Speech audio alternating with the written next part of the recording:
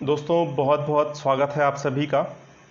हम लोग वर्ण विचार पढ़ रहे हैं और वर्ण विचार की हमारी कुछ क्लासेस हो चुकी हैं जिसमें हम लोगों ने समझा था वर्णमाला को, और फिर हमने स्वरों को देखा था, स्वरों का वर्गीकरण देख लिया था, अयोगवाह दुनिया देख ली, ये सारी चीज़ें हमने ख़त्म कर ली हैं। आज हमको व्यंजनों के बारे में समझना है, व्यंजन किसको कहते हैं और इसका किस प्रकार से हम वर्गीकरण कर सकते हैं। दोस्तों, कोरोना के केसेस लगातार बढ़ रहे हैं, इसलिए सुरक्षित रहिए, घर पे रहिए, मेहनत से पढ़ाई करिए। परीक्षा कभी भी हो सकती है, उसके लिए निश्चिंत रहिए। परीक्षा आज नहीं तो कल होगी, अभी टल रहा है, विकट परिस्थितियां हैं, इस वजह से परीक्षा टल रही है, तो हमको निश्चिंत बिल्कुल नहीं होना है। मेहनत से पढ़ाई करना है, कंसिस्टेंसी होनी चाहिए। किसी भी परीक्षा में सफल होने के लिए सबसे ज़रूरी है कि किस प्रकार आप अपनी सततता बनाए रखते हैं, किस प्रकार अपनी कंसिस्टेंसी बनाए रखते हैं। किसी भी परीक्षा के लिए, किसी भी कार्य के लिए अगर आपकी निरंतरता बनी हुई है तो ही आप जो है सफल हो सकते हैं। इसलिए बहुत ज़रूरी है कि ऐसा कतई मत करें कि आज हम खूब ढेर सारा पढ़ लें, फिर कल की छुट्टी मार दें, परसों की छुट्टी मार दें, तो इससे कोई फ़ायदा होने वाला नहीं है। रोज़ पढ़ें, रोज़ रिवीजन करें, तो वो ज़्यादा जो है फ़ायदेमंद होता है। ऐसे ही पढ़ाई जो है आदर्श पढ़ाई कही जा सकती है, ठीक है ना। तो हमको वर्ण विचार देखना है, वर्ण विचार हम देख ही रहे हैं, इसमें जो है हम आज व्यंजनों को समझेंगे, ठीक है ना।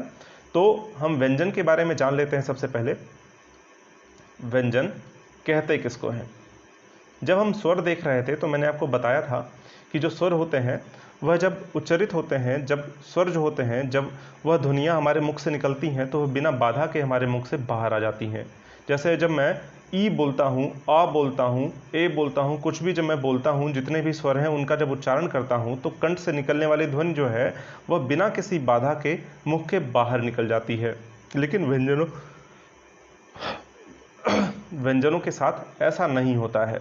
जो व्यंजन होते हैं इनके उच्चारण में आपके मुखांग हमेशा आपके मुख से निकलने वाली ध्वनि को बाधा पहुंचाती है, ठीक है ना। जैसे जब आप क बोलते हैं, क बोलने पर आपके जीभ का पश्च भाग जो है आपके मार्ग को, वायु के मार्ग को अवरुद्ध करता है। जब आप पा बोलते हैं तो आपके दोनों होंठ आपस में सट जाते हैं और आपके मुख से निकलने वाली वायु को बाधा का सामना करना पड़ता है। आप कोई भी जो है व्यंजन का उच्चारण कर लें, आपके मुखांग किसी न किसी प्रकार से जरूर बाधा का सामना करते हैं, ठीक है ना। तो व्यंजनों का जो परिभाषा यही हो जाएगा कि वे ध्वनियाँ जिनके उच्चारण में आपके मुख से निकलने वाली ध्वनि को बाधा का सामना करना पड़ता है, ठीक है ना, उनको हम क्या बोलते हैं, व्यंजन बोलते हैं। और यह स्वतंत्र रूप से नहीं बोले जा सकते, यह स्वरों की सहायता से ही बोले जाएंगे। मैंने आपको पिछली क्लास में भी ये सारी बातें बता दी थी। जब स्वर पढ़ रहे थे हम लोग, तो वहाँ पर हमने व्यंजन के बारे में इतना देख लिया था। अच्छा, उससे पहले एक बात और कि यह जो व्यंजन यहाँ पर लिखा हुआ है, अगर इसकी ध्वनियों के बारे में पूछा जाए, चलिए अयोगवाह दुनिया जब हम पढ़ रहे थे अनुस्वार, तो वहाँ पर मैंने आपको बताया था कि यह जो अनुस्वार है इसका जो है ध्वनि क्या हो जाएगा, यह किस ध्वनि के रूप में प्रयोग हुआ है यहाँ पर, तो इसको हम कैसे लिख सकते हैं। यहाँ पर एक अतिरिक्त जानकारी हम यहाँ पर देख रहे हैं, परीक्षा में यह भी प्रश्न ऐसे पूछे जाते हैं। तो आधा वह है, फिर यह है, यह अनुस्वार किस तरह प्रयोग होगा। यहाँ पर जा है ना, तो जा किस वर्ग का है, चा वर्ग का है ना, तो चा छ जा झा इया, यह अनुस्वार इया की तरह प्रयोग हो जाएगा ना। यहाँ पर व्यंजन, ऐसे प्रश्न पूछा गया है आपकी परीक्षा में, इस तरह से इसको लिखा जाएगा। जैसे मैंने आपको बताया था यहाँ पर चंचल ऐसे लिख दिया हुआ है, तो यह किस तरह से लिखा जाएगा, इस तरह से इसको लिखा जाएगा ना। यह अनुस्वार किसकी तरह प्रयोग होगा, इया की तरह। क्यों? क्योंकि यहाँ पर जो चा है वह चा वर्ग का है और इसका जो है पांचवा वर्ण यानी अनुनासिक जो वर्ण है वह क्या है, इया ही है, ठीक है ना। जैसे हम लोग गंगा लिखते हैं ना, गंगा, तो गंगा को कैसे हम लिखेंगे, यहाँ पे अंगा है और यहाँ पे यह गा है ना, तो ग किस वर्ग में आता है, क वर्ग में आता है, और क वर्ग का पांचवा वर्ण कौन सा, अंगा है, तो कैसे लिखेंगे इसको, गंगा, ठीक है ना। इस तरह से इसको लिखा जाएगा। तो इस तरह से लिखते हैं, मैंने आपको कल की क्लास में ये सब बता दिया था। ऐसे परीक्षा में प्रश्न आते हैं जिनको बड़े आसानी से आप कर लेंगे, ठीक है ना। अब हम लोग व्यंजन के बारे में समझ लेते हैं कि व्यंजन हम कहेंगे किसको। तो इसकी परिभाषा साथ साथ लिखते हुए चलिएगा। वे ध्वनियाँ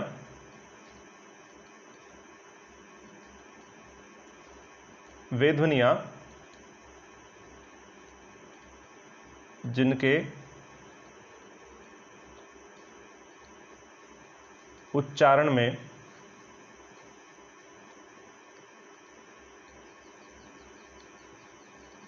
मुख से निकलने वाली वायु को, मुख से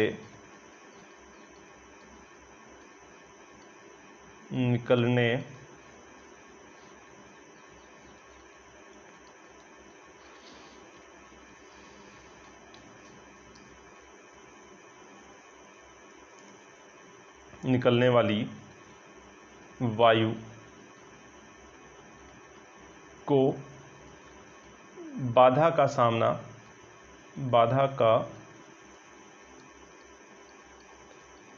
सामना करना पड़ता है।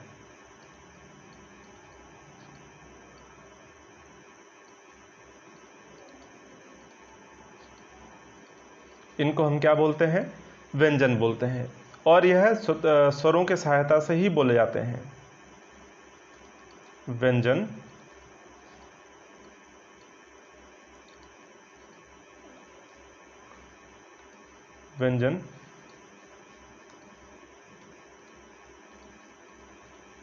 स्वरों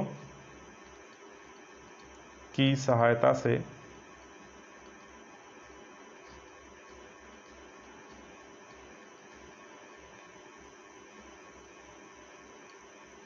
ही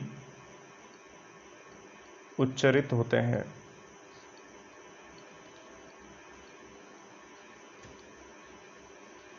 यह सारी बातें हमने बहुत अच्छे से समझ ली थी पिछली क्लासेस में, ठीक है ना। तो इसमें कुछ ऐसा नहीं है जो विशेष आपको बताया जाए, क्योंकि मैंने आपको ये सब बता रखा है। तो यह होगी परिभाषा हमारे व्यंजन की, ठीक है ना। अब व्यंजनों को हम समझ लेते हैं एक एक करके, यहाँ पर लिख के समझ लेते हैं। अब व्यंजनों को हमने स्वर और व्यंजन को एक साथ देखा था जब वहाँ पढ़ रहे थे। अब हम यहाँ पर व्यंजनों को लिख लेते हैं। तो यहाँ पर क, ख, ग साथ साथ लिखते हुए चलिएगा। घ और अंगा, च, छ, ज, झ, ञ, इसके नीचे हल चिन्ह लगा दें। वर्णमाला में वर्णों को लिखने का सही तरीका यही है कि उसको आधा आधा ही लिखा जाए। जब हम उसमें आ लगा देते हैं तब यह पूरा होता है, तब हल चिन्ह हटता है और यह पूरा होता है। लेकिन वर्णमाला में जो वर्ण होता है, वर्ण को हम इसी तरह से लिखते हैं जहां पर हल चिन्ह लगा हो, ठीक है ना। तो लिखने का सही तरीका तो यही होना चाहिए। च, छ, ज, झ, ञ, ट, ठ, ड, एक मिनट थोड़ा अच्छा से लिखो। ट, ठ, ड, ढ, ण, त, थ, द, ध, न, ठीक है ना। सबके नीचे आप हल चिन्ह लगाते हुए चलिएगा।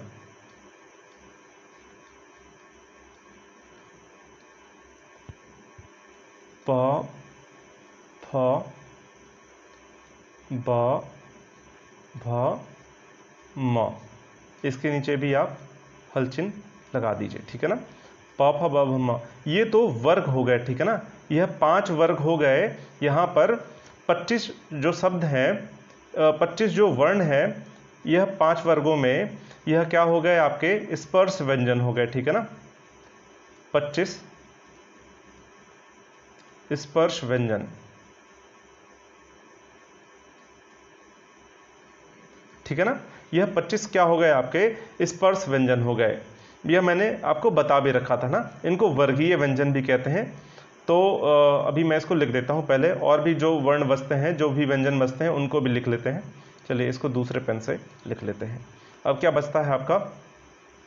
य, र, ल, व, श, श, स और हा, ठीक है ना। तो सबके नीचे आप हल लगाते हुए चलिए। हल चिन्ह, इस किसी भी वर्ण के नीचे लगने वाले इस चिन्ह को हल चिन्ह कहते हैं। और जिस भी वर्ण में लगता है उसको हम हलंत बोलते हैं। जैसे मान लिया आपने क के नीचे इसको लगा दिया ना, अब यह हलंत हो गया, ठीक है ना। मतलब हल से इसका अंत हुआ है, किसी भी वर्ण का अंत जो है हल से हुआ है, हलंत उसको बोलेंगे। इस चिन्ह को हल चिन्ह बोलते हैं, चिन्ह बोलते हैं, ठीक है ना। तो इस बात का ध्यान रखिएगा। तो अब देखिए यहाँ पर क्या हो गया, ये 25 आपके क्या हो गए, स्पर्श व्यंजन हो गए या फिर वर्गीय व्यंजन हो गए। क्यों यह वर्गीय व्यंजन है? क्योंकि यह अलग अलग वर्ग है ना, यह जो है आपके यह अलग अलग वर्ग है। यह क वर्ग है, यह च वर्ग है, यह ट वर्ग है, यह ता वर्ग है और यह पा वर्ग है। ठीक है ना, यह अलग अलग वर्ग है। 5 वर्ग होते हैं और पांचों वर्गों में 5-5 वर्ण होते हैं। ठीक है ना, और यह 5वां जो वर्ण होता है प्रत्येक वर्ग का, यह अनुनासिक वर्ण कहलाता है। मैंने आपको जब अनुस्वार में बताया ना, इन्हीं का प्रयोग करते हैं अनुस्वार के स्थान पर। ठीक है ना, तो यह होता है। अभी और किस किस प्रकार इनका वर्गीकरण होगा उन सबको भी हम डिटेल में यहाँ पर समझेंगे। ठीक है ना, तो अब देखिए यहाँ पर जो य, र, ल और व होता है ना, इसको अंतस्थ व्यंजन बोलते हैं।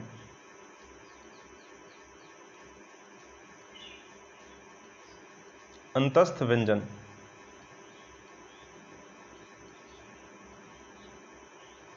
और जो श, श, स और हा है ना, इसको क्या बोलते हैं हम? ऊष्म व्यंजन बोलते हैं।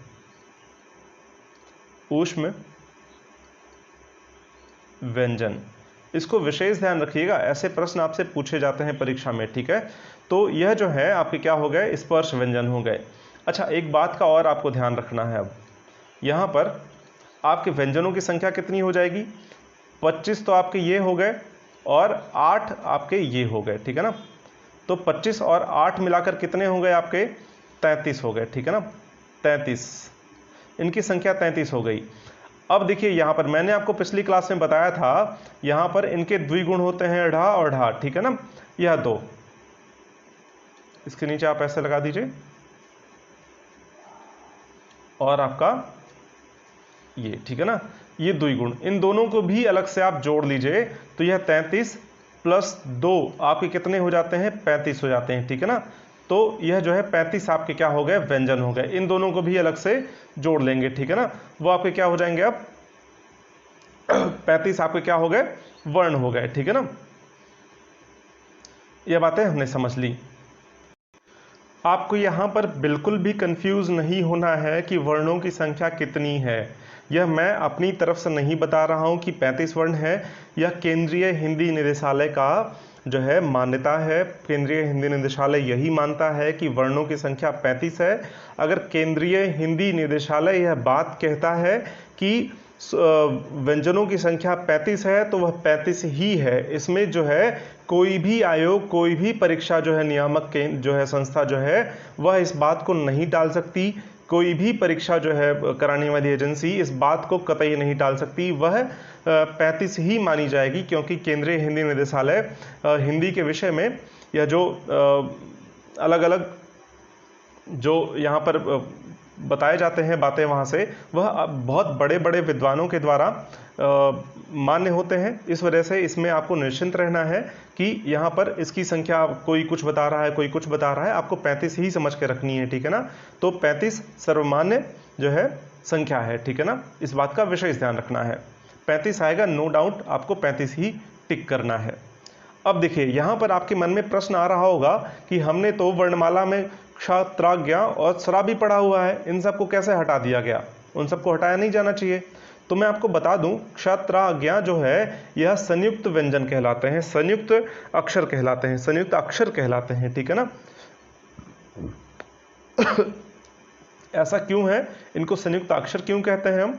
कारण इसका यह है, इनको अलग से व्यंजन ना मानने का कारण यह है कि यह जो है दो अलग अलग वर्णों के मेल से, दो अलग अलग व्यंजनों के मेल से बनते हैं। अब जो भी चीजें दो अलग अलग व्यंजनों के मेल से बनी हो, क्या उनको अलग से फिर एक व्यंजन मान लिया जाए?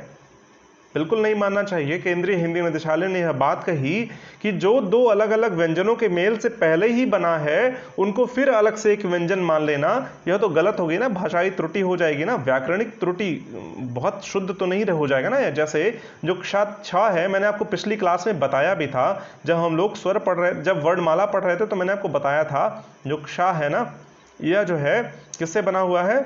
यह आपके आधा क और शा के संयोग से बना हुआ है, मूर्धन्य सा के संयोग से। यह पहले से ही एक वर्ण है, यह भी एक वर्ण है। अब इससे जो नया वर्ण बन गया, इसको एक फिर से वर्ण मान लें हम, इसको अलग से व्यंजन मान लें क्या? ऐसा तो नहीं होना चाहिए ना, तो इस वजह से इसको नहीं माना जाता। ठीक है ना, अब जो त्र है, इसको इस तरह से देख लें, आधा त और रा, इससे योग, इसके योग से बना है। अब ज्ञा की बात कर लें हम, तो ज्ञा जो है वो जा और इया के योग से बना हुआ है। इसी तरह से, ठीक है ना, श्रा जो है आपका श्रा, वह जो है अधश्रा और रा के योग से बना हुआ है। तो इस तरह जो है आपको ध्यान रखना है इन सारी बातों का कि अलग से इसको हम व्यंजन ना माने। तो यह जो चार हैं ये अलग से व्यंजन नहीं हो जाते, यह संयुक्ताक्षर कहलाते हैं।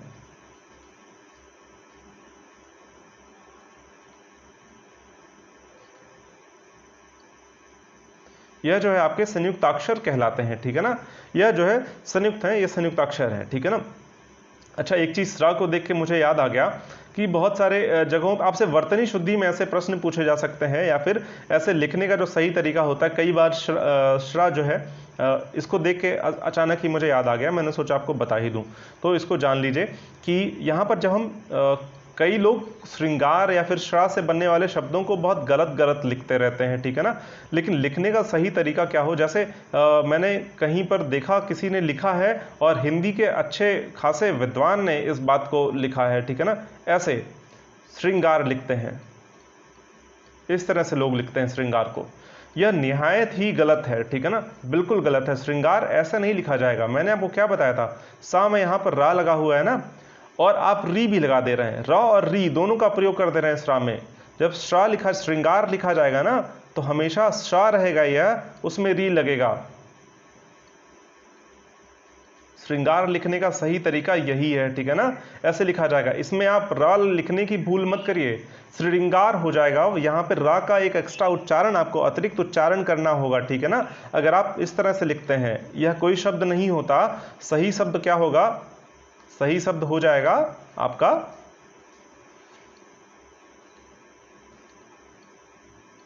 ये, ठीक है ना।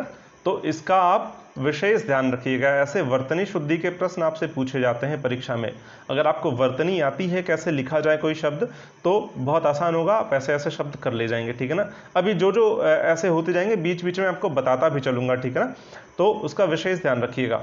वर्तनी शुद्धि आपको आनी चाहिए। अगर आप भारत में रहते हैं और हिंदी आपकी मातृभाषा है, तो वर्तनी तो आपसे वैसे भी नहीं गलत होनी चाहिए, लेकिन फिर भी यहाँ से प्रश्न पूछे जाते हैं, तो वहाँ पे भी आपको लाभ होने वाला है इसका।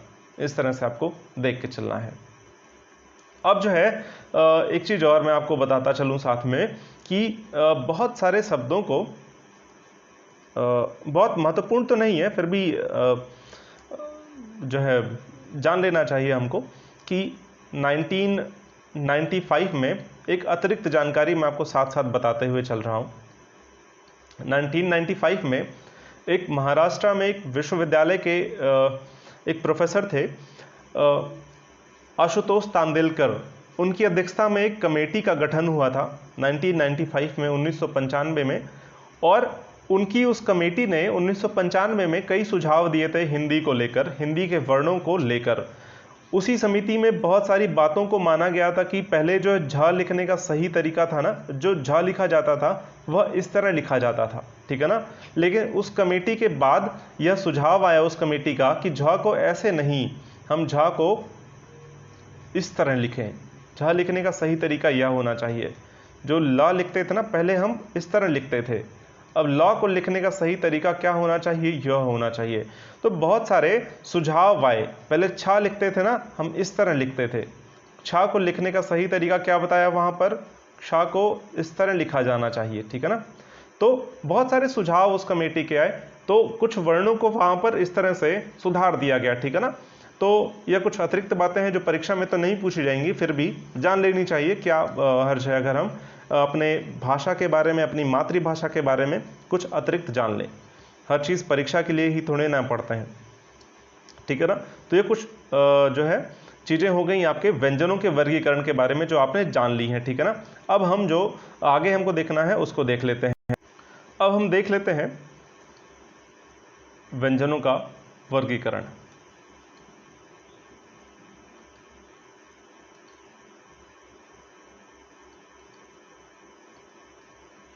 व्यंजनों का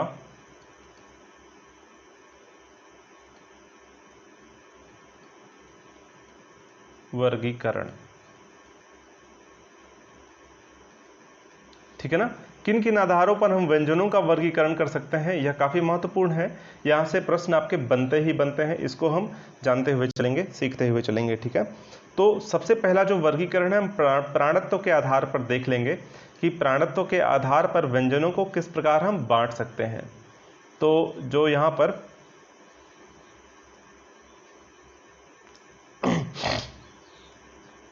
पहला है वह है प्राणत्व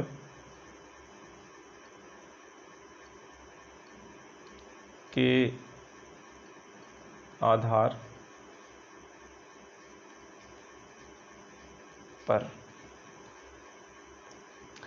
प्राणत्व के आधार पर जैसे मैंने आपको बताया था, कुछ ध्वनियां अल्प प्राण होती हैं, कुछ ध्वनियां महाप्राण होती हैं। जिस ध्वनि के उच्चारण में अधिक वायु का प्रयोग होता है, श्वास का प्रयोग होता है, वह महाप्राण ध्वनियां होती हैं, और जिनके उच्चारण में कम वायु का प्रयोग होता है, वह जो है कम श्वास का प्रयोग होता है, वह क्या होती हैं, अल्प प्राण ध्वनियां होती हैं।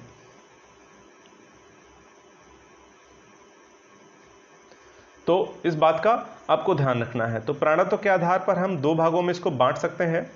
पहला आपका क्या हो जाएगा, अल्प प्राण, और दूसरा आपका हो जाएगा महाप्राण। अल्प प्राण, दूसरा हो जाएगा यहाँ पे महाप्राण, ठीक है ना। तो अल्प प्राण ध्वनियां कौन कौन सी हो जाएंगी आपकी, यहाँ पर जो व्यंजन है, अगर अल्प प्राण व्यंजनों की बात करें वह कौन कौन से हो जाएंगे, आप ऐसे लिख लीजिए, मैं भी समझाता हूँ, ठीक है ना। 1, 3, 5 और साथ में आपका अंतस्थ, यह आपके क्या हो जाएंगे, अल्प प्राण हो जाएंगे, ठीक है ना। और यहाँ पर क्या हो जाएगा, आप लिख लीजिए 2, 4, कॉमा लगा दीजिए बीच में, 2, 4 और साथ में ऊष्म, यह क्या हो जाएंगे, आपके महाप्राण हो जाएंगे। अब 1, 3, 5 और 2, 4 जो लिखा है, इसका अर्थ क्या हुआ, इसको हम समझ लेते हैं। यहाँ आप आ जाइए वर्णमाला में, ठीक है ना। तो यहाँ पर 1, 3 और 5, यानी कि यह जो पहला जो आपका यहाँ पर पंक्ति है यह, और यह तीसरी पंक्ति जो आपकी है, ठीक है ना, यह, और जो यह पांचवी, यह तीनों जो हैं आप क्या हैं, 1, 3 और 5, यह तीनों क्या हैं, आपके अल्प प्राण है। साथ में जो अंतस्थ व्यंजन है ये, ठीक है ना, आपके क्या हो गए, अल्प प्राण हो जाएंगे, ठीक है ना। 1, 3, 5 और अंतस्थ आपके क्या हो गए, अल्प प्राण हो गए। इनकी संख्या कितनी हो गई, 5, 5, 10, 5, 15 और 4, 19 हो गई, ठीक है ना। तो अल्प प्राण ध्वनियों की संख्या कितनी हो गई, यहाँ पर 19 हो गई, ठीक है ना। आप इसको लिख लीजिए 19, ठीक है ना। तो अल्प प्राण व्यंजनों की संख्या कितनी हो गई, 19 हो गई। आपसे परीक्षा में पूछा जाए अगर ऐसे प्रश्न कि अल्प प्राण व्यंजनों की संख्या कितनी है, तो आप क्या बताएंगे, 19 है। मैं व्यंजनों की बात कर रहा हूं कि अल्प प्राण व्यंजनों की संख्या कितनी है, 19 है। लेकिन आपको मैंने जब स्वर बताया था तो वहां पर मैंने आपको बताया था कि जितने भी स्वर हैं कि सारे के सारे वो स्वर क्या हैं, आपके अल्प प्राण ही होते हैं।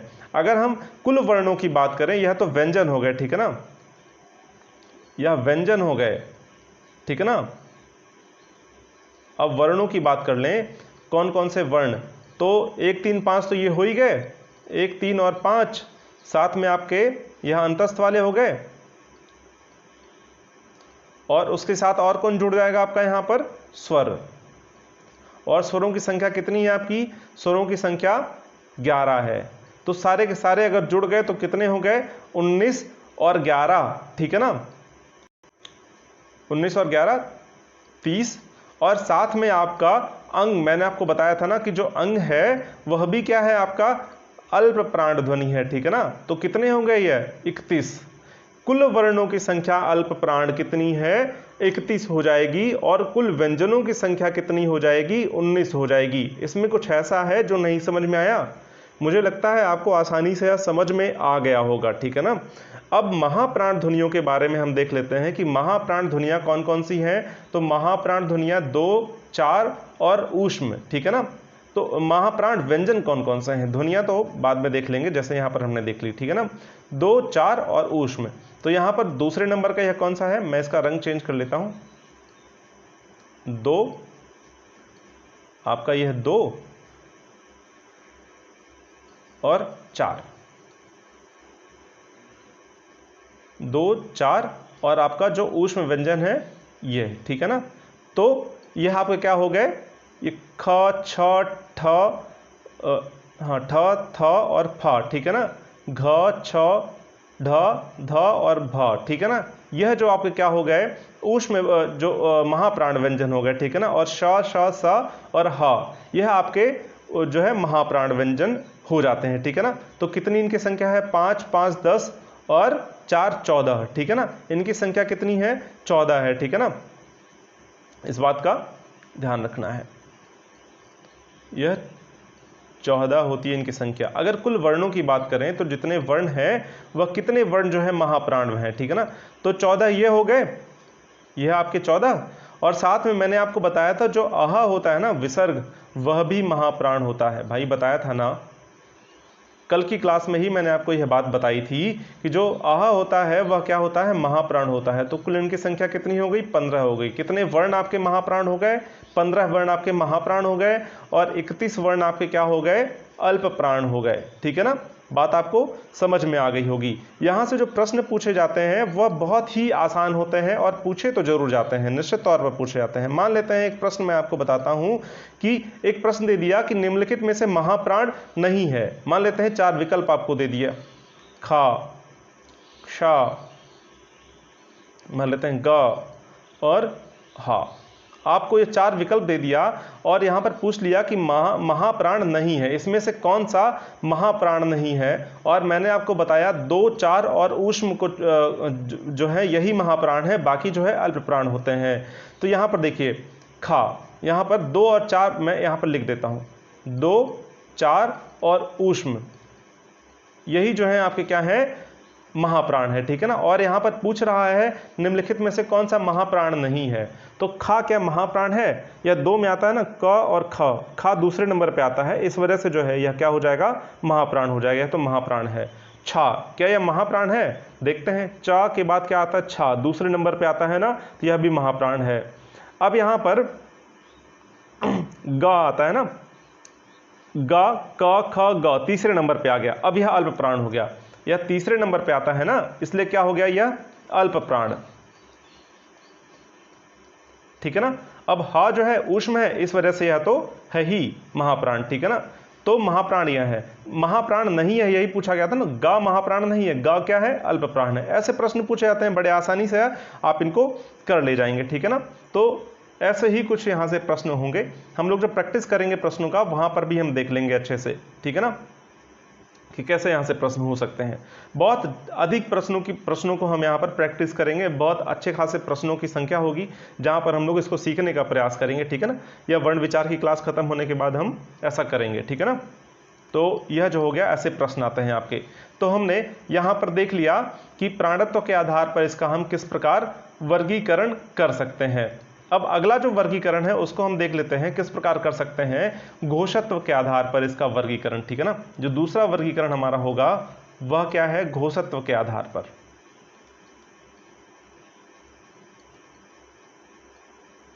घोषत्व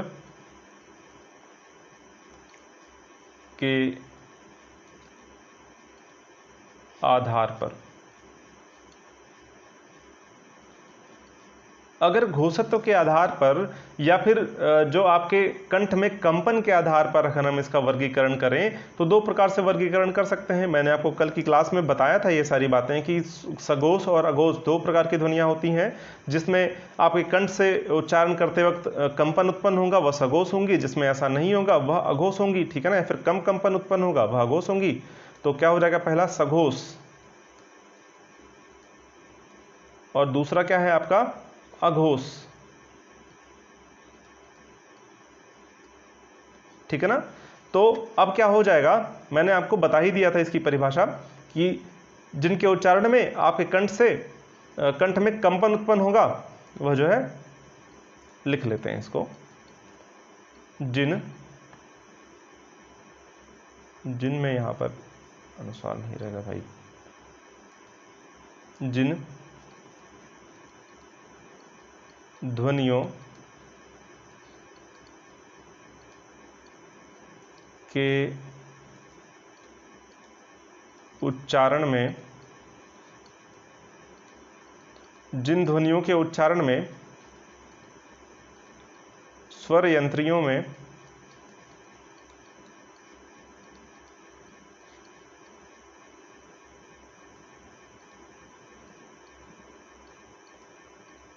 कंपन होता है,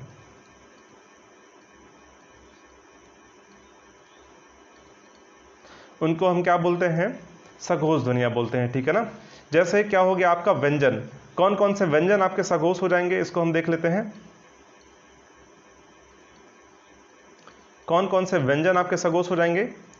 3, 4 और 5। ठीक है ना। और साथ में आपके कौन? य, र, ल और व। ठीक है ना। यह जो है आपके क्या हो गए? य, र, ल, व और आपका क्या? हा। इसको अभी लिख लेते हैं। इसको लिखने के लिए अभी इसको हम मिटा लेंगे। ठीक है ना। यह जो आपके क्या हो गए? आपके यह सघोष हो जाएंगे। ठीक है ना। 3, 4, 5 साथ में य, र, ल और व, य, र, ल, व और हा। ठीक है ना। 3, 4, 5 से आप समझ ही रहे हैं क्या मैं कहना चाह रहा हूं। 3 3 यह पूरी पंक्ति। ठीक है ना। 4 और 5 यानी कि यह जो आपके 15 है, यह पूरे के पूरे 15 है आपके सघोष है ना। ग, घ, ङ, ज, झ, ञ, ड, ढ, ड़, द, ध, न, ब, भ, म। ठीक है ना। यह जो आपके 25 हैं, 15 है, यह आपके क्या है? सघोष हैं। ठीक है ना। साथ ही साथ आपका य, र, ल और व और यह हा, यह आपके क्या है? सघोष हैं। तो 15 और 5 कितना हो गया आपका? 20। ठीक है ना। तो यह जो है 20 ध्वनियां आपकी क्या हो गई? आपकी सघोष हो जाएंगी। 20 आपके व्यंजन जो है वह सघोष हो जाएंगे। ठीक है ना। 20 व्यंजन आपके सघोष हो जाएंगे। और मैंने आपको बताया था कि यहां पर जो स्वर होते हैं वह भी सघोष होते हैं। इसके साथ साथ जो स्वर हैं वह भी सघोष होते हैं और अंग और आहा यह भी सघोष होते हैं। तो इसके साथ अगर 11 स्वरों को भी अगर हम जोड़ दें और 2 और अयोगवाह ध्वनियों को जोड़ दें तो सारे के सारे ध्वनियां मिलेंगी हमको। वह सारे के सारे क्या हैं हमारे? कौन कौन से वर्ण? आपके 20 तो यही हो गए, साथ में स्वर हो गए आपके और 2 आपके अयोगवाह ध्वनियां, अयोगवाह ध्वनियां। ठीक है ना। तो कितने हो गए आपके? यह कुल मिला जुला के 33 हो जाएंगे। 11, 2 13 और 20 33। इस बात का ध्यान रखिएगा। ठीक है ना। तो आपको समझ में आ रहा होगा सघोष ध्वनियां कौन कौन सी हो गई अब। ठीक है ना। ऐसे प्रश्न यहां से भी पूछे जाएंगे तो बहुत आसान होते हैं कि निम्नलिखित में से कौन सी सघोष ध्वनि है, कौन सी अघोष ध्वनि है, ऐसे प्रश्न पूछे जाएं तो बहुत इजी है, बहुत आसान है, आप आराम से इसको कर लेंगे। अब मैं इसको मिटाता हूं और अघोष ध्वनियों को लिखते हैं। ठीक है ना। या तो चलिए यहां पर आगे लिख लेते हैं अगले पन्ने पर अघोष ध्वनि। ठीक है ना। अघोष। ठीक है ना। आपके पेज में जगह बची होगी तो आप वहां पर इसी तरह से एरो बनाकर लिखिएगा। एक ही पन्ने पर रहेगा तो ज़्यादा आसान रहेगा। यहाँ पर चूंकि जगह कम है इसलिए इसको अलग से हेडिंग डाल के हम लिख ले रहे हैं। ठीक है ना। अघोष ध्वनियाँ कौन सी हो जाएंगी? जिनके उच्चारण में कंपन नहीं उत्पन्न होगा। जिन, मैं कलर चेंज कर लेता हूँ,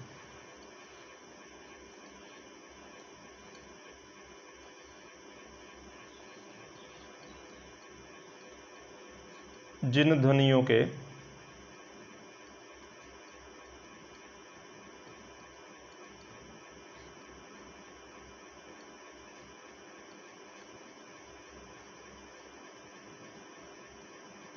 उच्चारण में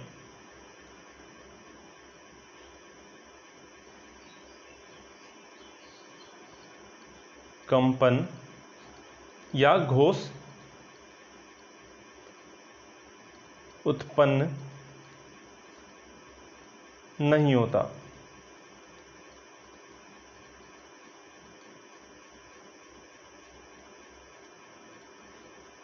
पर ओ की मात्रा है ना, होता। ठीक है ना, वे ध्वनियाँ क्या कहलाती हैं? अघोष ध्वनियाँ कहलाती हैं। जैसे कौन कौन से व्यंजन आपके अघोष हो जाएंगे? तो क्या बचता है यहाँ पर? 3, 4, 5 तो आपके सघोष हो गए, तो क्या बचा? 1 और 2, ठीक है ना। 1, 2 आपके क्या हो जाएंगे? सघोष हो जाएंगे। साथ में और क्या बचा? तीनों शाह जो हैं आपके, ठीक है ना, तालव्य शाह, मूर्धन्य शाह और दंत शाह, ठीक है ना, शाह और सा, ठीक है ना। यह जो सा हैं आपके तीनों वो, और यह दोनों जो है आपके 1 और 2 यहाँ पर क्या हो जाएंगे? आपके अघोष ध्वनियाँ हो जाएंगी, ठीक है ना। अब कौन कौन से हैं इसको देख लेते हैं हम यहाँ पर, क्योंकि यहाँ पर हमने लिख रखा है, फिर क्या ही उसको बार बार लिखा जाए। क, ख, च, छ, ट, ठ, त, थ और प, फ। यह आपके जो 10 हैं ये, और आपके 3 ये, ठीक है ना। यह 13 आपके क्या हो गए यहाँ पर? यह 13, इनकी संख्या कितनी हो गई? 13 हो गई ना। अब यह 13 क्या हो गए? आपके अघोष ध्वनियाँ हो गई, ठीक है ना। अब यही 13 बचते भी हैं, यही 13 आपके अघोष हो जाएंगे, और अतिरिक्त ध्वनियाँ कोई जो है अघोष नहीं होती हैं, ठीक है ना। यही 13 आपके अघोष हो जाएंगे, ठीक है ना। प्रश्न ऐसे बहुत आसान से यहाँ से पूछे जाते हैं और आप बड़े आराम से कर लेंगे। अच्छा, मैंने लिख दिया, मान लिया 4 विकल्प मैंने दे दिया आपको, मान लिया 4 च दे दिया, ट दे दिया, और अगला विकल्प मैंने ह दे दिया, और फिर फ दे दिया, ठीक है ना। ऐसे 4 विकल्प दे दिया मैंने आपसे। पूछ रहे यहाँ पर बताइए सघोष ध्वनि कौन सी है? यहाँ पर सघोष ध्वनि कौन सी है? अब आप क्या बताएंगे? जो हा है यही ना सघोष ध्वनि है। मैंने किया अलावा और हा, यह क्या है? आपका सघोष ध्वनि है। बड़े आराम से आपका जो है सी विकल्प सही हो गया। ऐसे प्रश्न पूछे जाते हैं, ठीक है ना। अच्छा, ऐसे थोड़ा और घुमाकर प्रश्न पूछेंगे तो मान लिया आपको एक विकल्प दे दिया इन्होंने छ, और दूसरा विकल्प दे दिया च, तीसरा विकल्प दे दिया प, मान लेते हैं चौथा विकल्प दे दिया मा। इन्होंने ऐसे 4 विकल्प आपको दे दिया और आपसे बोल दिया कि निम्नलिखित में से किसके उच्चारण में क्या हो रहा है कि स्वर इंद्रियों में कंपन होगा, ठीक है ना। मान लेते हैं पूछ लिया कि किसके उच्चारण में स्वर इंद्रियों में कंपन अधिक होगा, ठीक है ना। तो कौन सा आपका हो जाएगा? आपके माँ के उच्चारण में, क्योंकि आपने क्या देखा? आपके यहाँ पर जो 5वां वर्ड है ना, यह भी तो आपका क्या है? सघोष है ना, और सघोष में क्या होता है? कंपन उत्पन्न होता है। तो माँ आपका क्या है? 5वां वर्ण ही है ना, तो यह आपका सही उत्तर हो जाएगा। ऐसे प्रश्न आते हैं, बहुत आसान से प्रश्न आते हैं, तो यह आप बड़े आराम से यहाँ से कर लेंगे, ठीक है ना। तो यह हमने 2 प्रकार से व्यंजनों का आज वर्गीकरण देख लिया कि व्यंजन 2 प्रकार से किस प्रकार वर्गीकृत किए जा सकते हैं। अगला जो वर्गीकरण होगा हम उच्चारण के स्थान पर इसका, उच्चारण के आधार पर इसका हम वर्गीकरण करेंगे, लेकिन आज की क्लास में नहीं। आज की क्लास यहीं तक रहेगी। बाकी जो है हम कल देखेंगे, कल समझने का प्रयास करेंगे कि और किस आधार पर वर्गीकरण हो सकता है, किस प्रकार जो है यहाँ पे प्रश्न और हो सकते हैं। तो उन सभी को हम डिटेल में कल की क्लास में समझेंगे, और मुझे लगता है कि कल की क्लास में हमारा वर्ण विचार खत्म भी हो जाएगा। एक क्लास और बची हुई है, जितना भी होगा उसको हम एक क्लास में कवर कर लेंगे, ठीक है ना। तो बहुत मेहनत से पढ़िए, पढ़ते रहिए, मुस्कुराते रहिए। जय हिंद।